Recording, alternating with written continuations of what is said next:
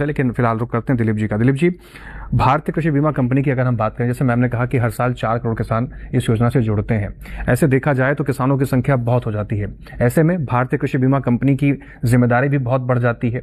क्या ये चुनौतीपूर्ण नहीं है कि देश के इतने बड़े हिस्से के किसानों को मैनेज करना, उनके बीमा को मैनेज करना, इस प्रक्रिया को मैनेज करना, और उन तक अगर किसी का नुकसान हुआ है तो उस तक पूरा उसका मुआवजा पहुंचाना कितना चैलेंजिंग होता है, और इसमें भारतीय कृषि बीमा कंपनी की भूमिका किस प्रकार से रहती है?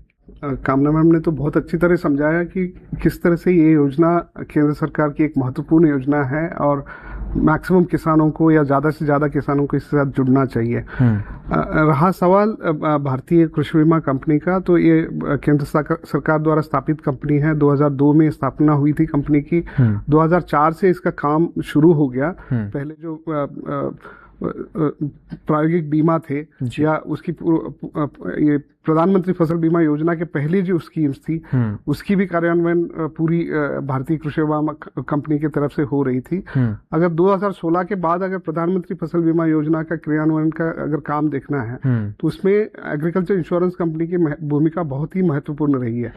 तो पूरे अगर देश भर में देखेंगे तो ज्यादातर हिस्सा भारतीय कृषि बीमा कंपनी के द्वारा इसमें क्रियान्वयन में सहभागिता है। और भारतीय कृषि बीमा कंपनी आज की डेट में कम से कम 17 राज्यों में ये स्कीम का इम्प्लीमेंटेशन कर रही है, क्रियान्वयन कर रही है, और गांव के किसानों तक जुड़ी है।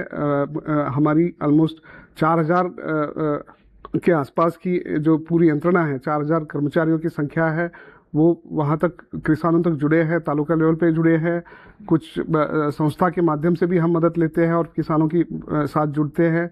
तो इसमें एक्चुअली शुरू जो होता है, जब नोटिफिकेशन अगर राज्य सरकार का किसी का हो गया तो नोटिफिकेशन से लेके, नोटिफिकेशन मतलब वहाँ पे कौन सी फसल का बीमा करना है और कौन से जिले में कौन से फसल की बीमा होगी, किस तरह से प्रीमियम भरना है, उस बीमा भरने के लिए क्या डेट्स होगी, इस तरह की जो चीजें होती है वो राज्य सरकार द्वारा तय की जाती है। और एक बार वो अगर तय की जाए, अगर सपोज खरीफ सीजन के लिए अगर तय हो जाती है तो उसका क्रियान्वयन पूरा गांव तक हम ले जाते हैं और किसानों के साथ जुड़ते हैं। उनके लिए विविध माध्यमों से फिर उसकी अगर प्रचार प्रसिद्धि अगर समझना है तो जो उस जिला के जो लोकल न्यूज़पेपर होते हैं उसके माध्यम से हम पहुंचते हैं, रेडियो से पहुंचते हैं, और बैंकों के माध्यम से जुड़ने की कोशिश करते हैं। जो गांव में जो CSC सेंटर होता है वहां से भी किसानों को उसकी बीमा की सुविधा उपलब्ध होती है। मोबाइल ऐप से जुड़ते हैं। डिजिटल अभी आजकल जो नया मीडिया है डिजिटल, उसका भी यूज किया जाता है। तो